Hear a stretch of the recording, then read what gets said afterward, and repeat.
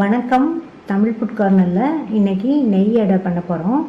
ரொம்ப ஈஸியாக பண்ணக்கூடிய இந்த அடை மைல்டான ஸ்வீட்னஸோட சாஃப்டாக சாப்பிட்றதுக்கு ரொம்ப டேஸ்ட்டாக இருக்கும். ஈவினிங் டயத்தில் இந்த மாதிரி நம்ம செஞ்சு கொடுத்தோம்னா குழந்தைங்கள்லேருந்து பெரியவங்க வரைக்கும் எல்லாருமே விரும்பி சாப்பிடுவாங்க. இப்போ எப்படி பண்ணுறதுன்னு பார்க்கலாம். இது வரைக்கும் தமிழ் ஃபுட் கார்னர் சேனலை சப்ஸ்கிரைப் பண்ணாதவங்க சப்ஸ்கிரைப் பண்ணிக்கோங்க. நெய் அடை பண்ணுறதுக்கு இந்த கப்பில் 1 கப் பச்சரிசி எடுத்திருக்கேன். இதை ஒரு பாத்திரத்தில் சேர்த்துட்டு 2-3 தடவை வாஷ் பண்ணிவிட்டு அரை மணி நேரம் ஊற வச்சுக்கலாம். அரிசி அரை மணி நேரமாக ஊறிடுச்சு. ஒரு பாத்திரம் மேலே வடிகட்டி வச்சுருக்கேன்.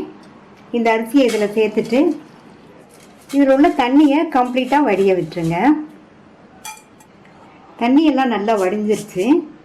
அடுத்து இதை மிக்ஸி ஜாரில் சேர்த்துட்டு பவுடராக அரைச்சிக்கலாம்.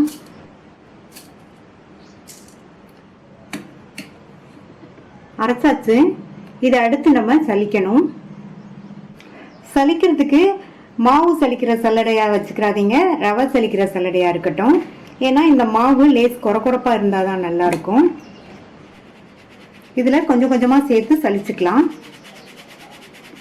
சலிச்சாச்சு. இதில் கப்பி இருக்குது, இதை தனியாக எடுத்து வச்சுட்டு மறுபடியும் கப்பி அரைச்சாச்சு. இதையும் சலிச்சுட்டு வேறொரு பாத்திரத்துக்கு மாற்றி வச்சுக்கலாம்.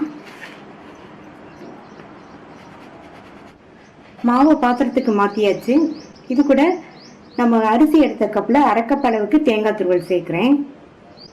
வாசனைக்கு அரை டீஸ்பூன் ஏலக்காய் பவுடர், 2 பிஞ்ச் டேபிள் சால்ட் சேர்க்குறேன். இது இருக்கட்டும். வெள்ளக்கரைசல் ரெடி பண்ணுறதுக்கு அரிசி எடுத்த கப்லேயே அரை கப்புக்கு கொஞ்சம் கம்மியாக பொடித்த வெல்லம் இதில் சேர்த்துட்டு இது கூட ஒரே 1 ஸ்பூன் மட்டும் தண்ணி சேர்த்துக்கலாம். தண்ணி நிறைய சேர்க்க வேண்டாம். இப்போ இந்த வெல்லம் நல்லா கரைஞ்சி வரட்டும். இந்த ரொட்டி மைல்டான ஸ்வீட்னஸில் இருந்தால் டேஸ்ட் ரொம்ப நல்லாயிருக்கும். அதனால் நான் அரை கப்புக்கு கொஞ்சம் கம்மியாக வெல்லம் சேர்த்துருக்கேன். உங்களுக்கு இனிப்பு கொஞ்சம் அதிகமாக வேணும்னா கூட கொஞ்சம் சேர்த்துக்கங்க. வெல்லம் நல்லா கரைஞ்சிருச்சு. இந்த மாதிரி கரைஞ்சால் மட்டும் போதும். பாகுப்பதம் எதுவும் பார்க்க வேண்டியதில்லை. ஸ்டவ் ஆஃப் பண்ணிவிட்டு இதை ஆற விட்டுறலாம். இப்போ இந்த வெள்ளைக்கரைசலை ஒரு வடிகட்டியில் வடிகட்டிக்கலாம். எல்லாம் ஒன்றா மிக்ஸ் ஆகிற மாதிரி நல்லா இந்த மாதிரி கலந்து கொடுத்துருங்க.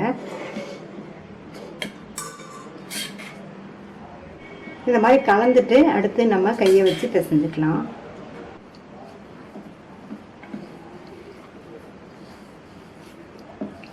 மாவுலையும் ஈரப்பதம் இருக்கும், தேங்காய் துருவல்லையும் ஈரப்பதம் இருக்கும். அதனால் வெள்ளைக்கரைசல் ரெடி பண்ணும்போது அளவாக தண்ணி சேர்த்து நம்ம வெள்ளைக்கரைசல் ரெடி பண்ணணும்.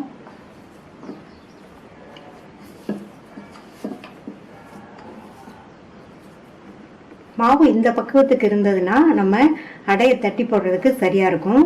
ஒருவேளை மாவு இந்த பக்குவத்துக்கு இல்லாமல் கெட்டியாக இருந்ததுன்னா கொஞ்சமாக மட்டும் தண்ணி தெளித்து நீங்கள் பிசைஞ்சுக்கங்க. மாவு ரெடி ஆயிடுச்சு. நம்ம அடையை தட்டிடலாம். அடையை தட்டுறதுக்கு ஒரு வாழை இலை மேலே நெய் அப்ளை பண்ணி வச்சுருக்கேன். நம்ம ரெடி பண்ண மாவுலேருந்து இந்த அளவு மாவு எடுத்திருக்கேன். இதை வாழை இலை மேலே வச்சுட்டு கையில் லைட்டாக நெய்யை தொட்டுட்டு ரவுண்டாக தட்டிக்கங்க. ரொம்ப மெல்லிசாக இல்லாமல் ஓரளவு திக்காக இருக்கிற மாதிரி தட்டிக்கணும்.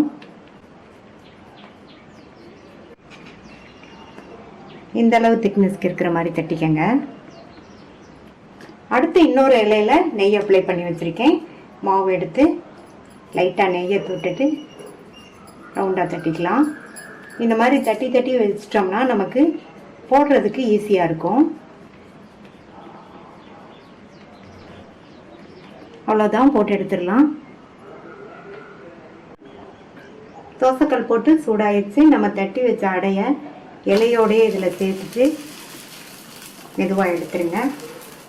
ஸ்டவ்வை மீடியம் ஃப்ளேமில் வச்சுக்கோங்க. சுற்றி கொஞ்சம் நெய் விட்டுக்கலாம், மேலேயும் கொஞ்சம் நெய் விட்டுக்கலாம். அந்த சைடு வெந்து வரட்டும். அந்த சைடு வெந்துடுச்சு. திருப்பி போட்டுட்டு இந்த சைடும் வெந்ததுக்கப்புறமா எடுத்துடலாம். அடையை சும்மா திருப்பி போடாதீங்க. 2 சைடும் வெந்துடுச்சு, எடுத்துடலாம். சும்மா திருப்பி போட்டோம்னா ஹார்ட் ஆயிரும். அதனால ஒரு தடவை திருப்பி போட்டுட்டு மறுபடியும் திருப்பி போட்டு எடுத்துருங்க. ரொம்ப ரொம்ப சுவையான நெய் அடை ரெடி ஆயிடுச்சு. ட்ரை பண்ணி பார்த்துட்டு உங்கள் கமெண்ட்ஸை சொல்லுங்கள். தேங்க்யூ.